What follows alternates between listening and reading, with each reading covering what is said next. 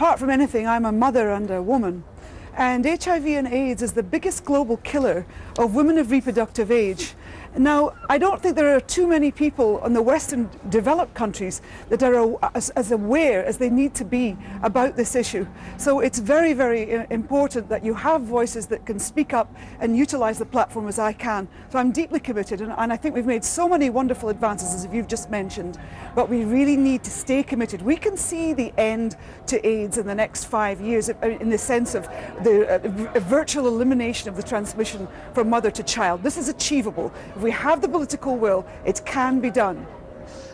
Dr. Steve Taylor, is one of the problems, and I think Annie Lennox is alluding to it there, is actually the geographical inequality. If you develop full-blown AIDS in this country, in lots of other Western countries, it is not necessarily a death sentence, but it can still be in some parts of the world.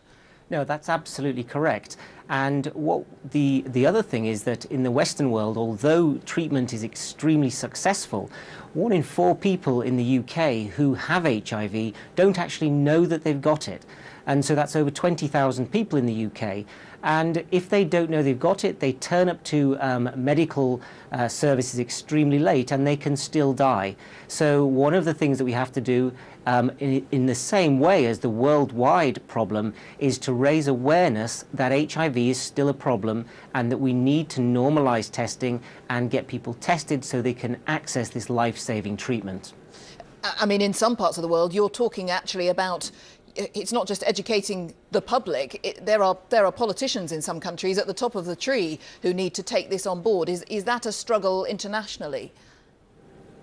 That's to me. It is, Dr. Taylor. Yes, no, I mean, that was the case for a very long time in South Africa when the presidents actually refused to accept that HIV was the cause of AIDS.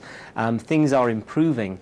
I think the big problem all over the world, I was recently in China, and the stigma that exists over there is absolutely phenomenal. So people with HIV over there are completely shunned, they lose their jobs. It was very similar to what we were seeing in the UK in the early 80s. And, you know, I don't really know how we're going to get over this stigma. In my own clinic, looking after about 1,000 patients, I can get less than 4 of them to actually speak out about being HIV positive.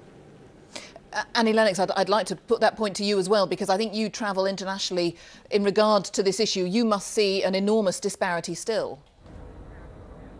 Oh, without any question. When you go to a country like South Africa, where you have 1 in 3 pregnant women with HIV, and those babies can be saved if they have the intervention, you know. So there's so much that we have to still do, and we need to stay committed to the cause. And we have one day today. This is World AIDS Day. It's the 30th anniversary of since we've discovered AIDS, and we really we're struggling to get this messaging across to people among all the other problems that we have in the world. We don't have a cure for AIDS, we don't have a prevention, but we are able to create prevention. Excuse me, I should have said another word there. But, there is so much more that we can do, and we need that government commitment.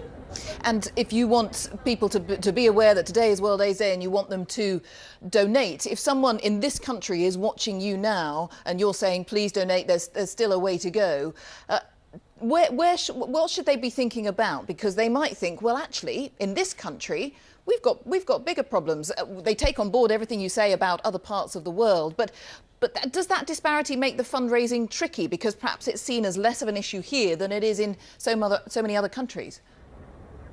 Yes, that's right. But in a sense, really, we're talking about fundamental human rights.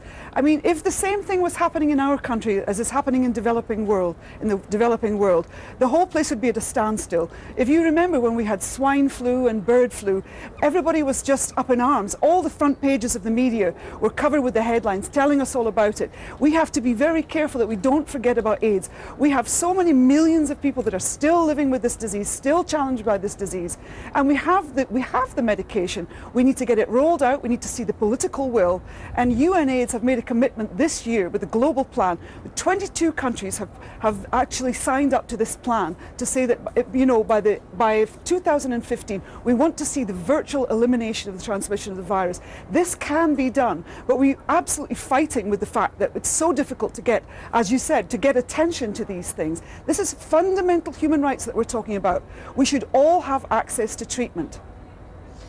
Annie Lennox, very good to talk to you. Thank you very much. And Dr. Steve Taylor from Birmingham Heartlands Hospital. Much more we could discuss, but thanks very much for being with us.